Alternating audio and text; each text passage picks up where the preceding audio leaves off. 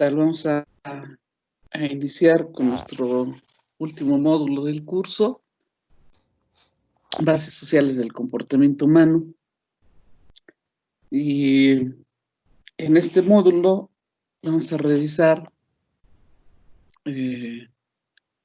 cuáles son los factores de la sociedad que influyen o determinan las maneras en cómo nosotros nos comportamos, en cómo nosotros pensamos, lo que creemos, lo que asumimos como válido, como verdadero. Entonces el propósito es que el alumno distingue las bases sociales del comportamiento y cómo influyen en su comportamiento como un ser biopsicosocial. Entonces,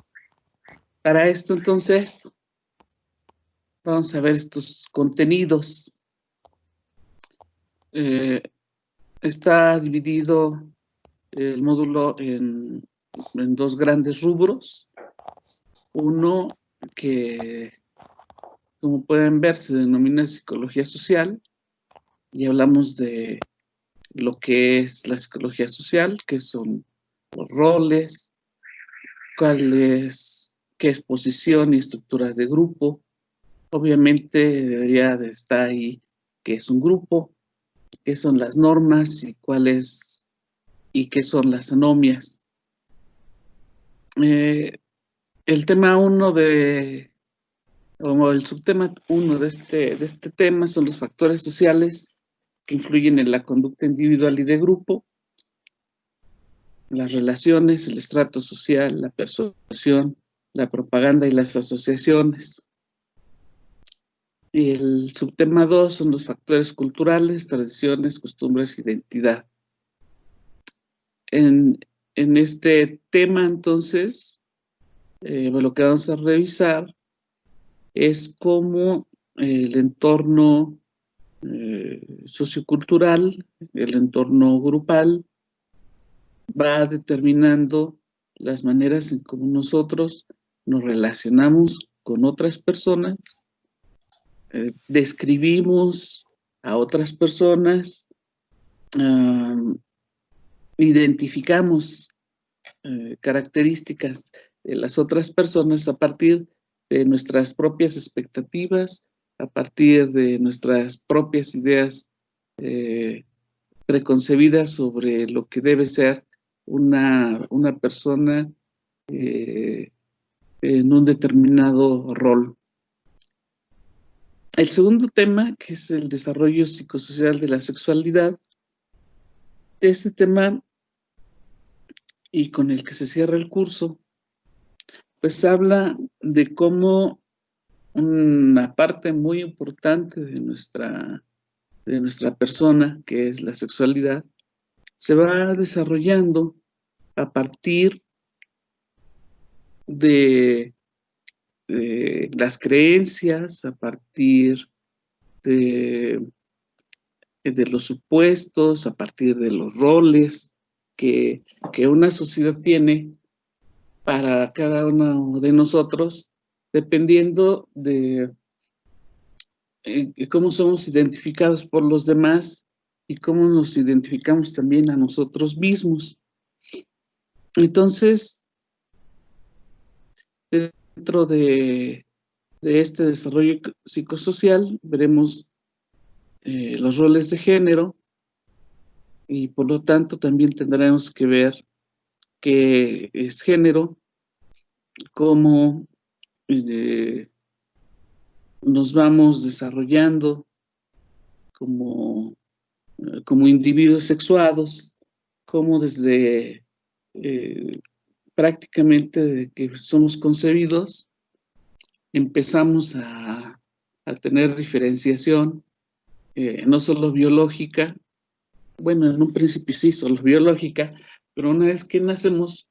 cómo comienza a haber una diferenciación en la manera en cómo nos ven las personas que están a nuestro alrededor, y a partir de eso, entonces nos empiezan a tratar de una o de otra manera, y además nos empiezan a inculcar los modos correctos, adecuados, que nosotros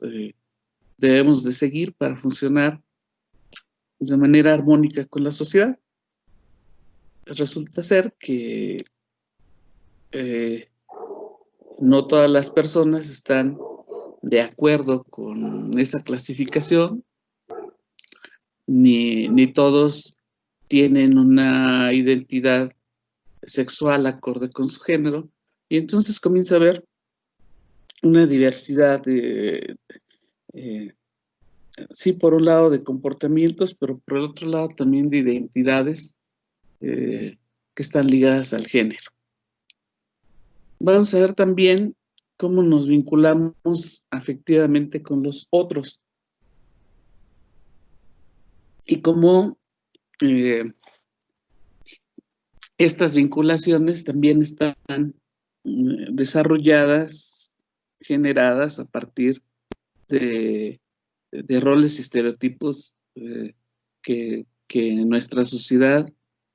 que nuestra familia y luego nosotros vamos aceptando como válidos o le vamos modificando, tal vez primero en la familia y luego ya nosotros como individuos, hasta que hacemos nuestra propia versión de lo que debe ser.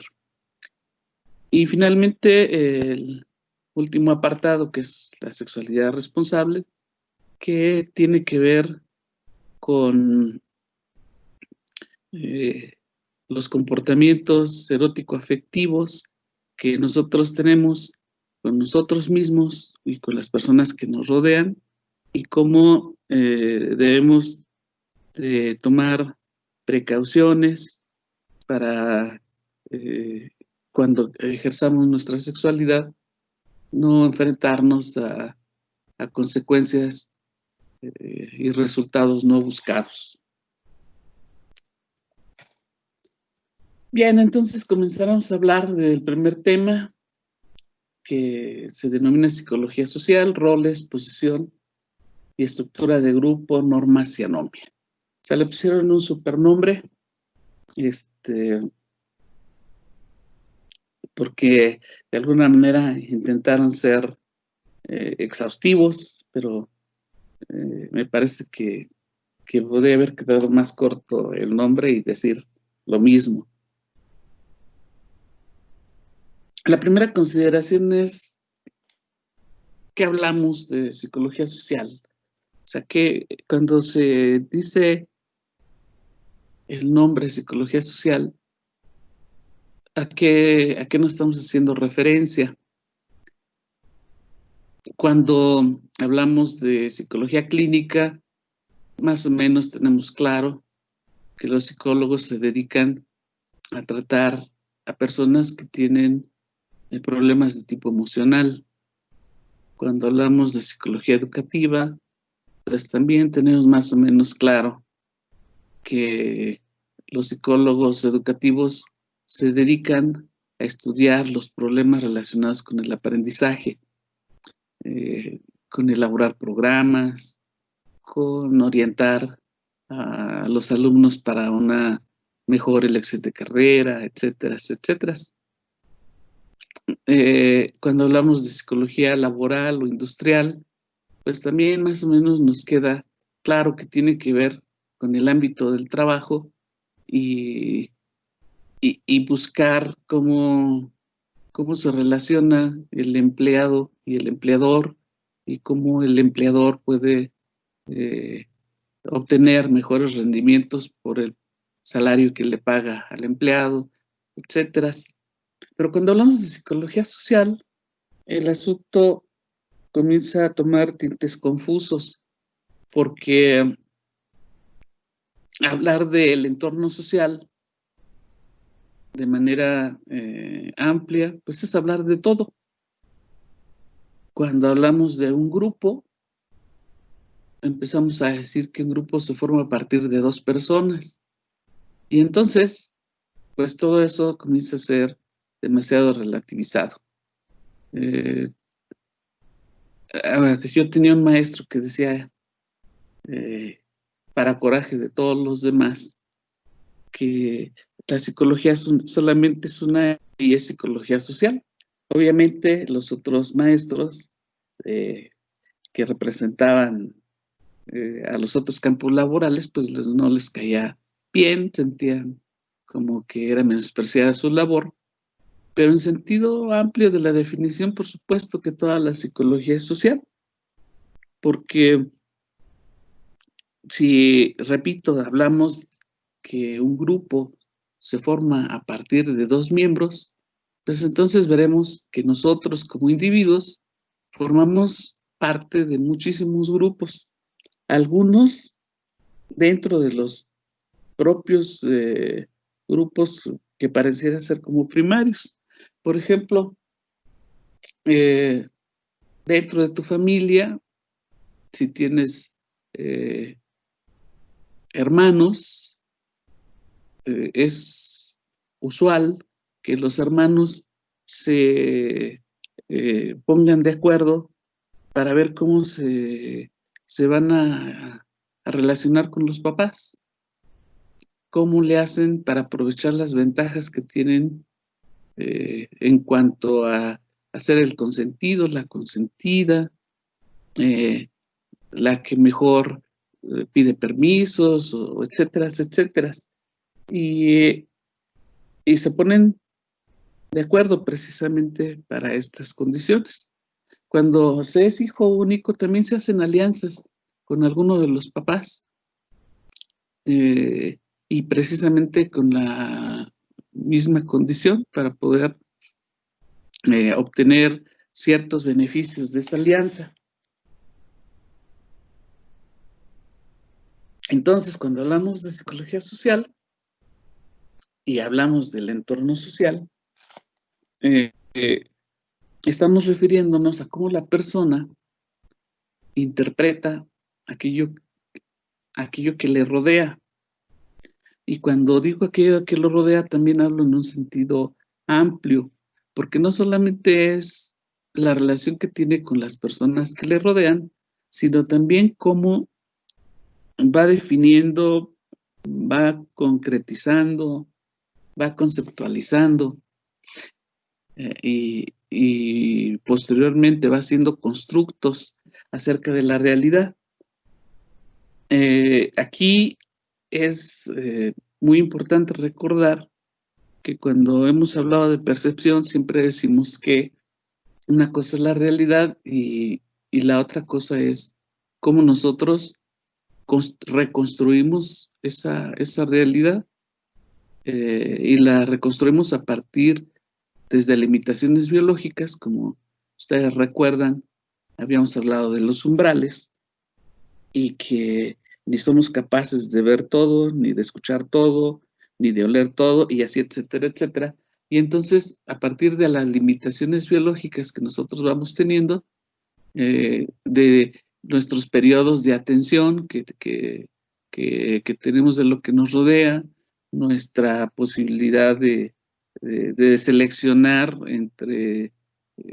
todo lo que está a nuestro alrededor, solamente una parte de la realidad, y que a partir de eso entonces vamos construyendo nuestro concepto de lo que es real, nuestro constructo de lo que es social. Entonces no es solamente la manera en cómo nos relacionamos con los otros, sino cómo nosotros vamos construyendo cosas que después ya nos parecen muy simples, como es la ropa que utilizamos, como es el lenguaje que utilizamos, como es el tipo de acercamientos o alejamientos que tenemos con las personas cuando estamos socializando. Y aquí lo vamos a notar en unos primeros momentos, cuando salgamos de esta pandemia, cómo nuestras maneras de relacionarnos con los otros se van a ir modificando. Algunas primeras veces, a lo mejor hasta nos vamos a sentir medio raros cuando aquellos que teníamos costumbre de saludar, de beso, de abrazo, de repente existe una cierta desconfianza para hacerlo. En otras familias esto no va a ser problema porque simplemente lo van a ignorar y van a seguir haciendo lo que siempre hacían mientras no tengan ninguna consecuencia. Y en otras más tampoco lo van a notar porque no lo tenían.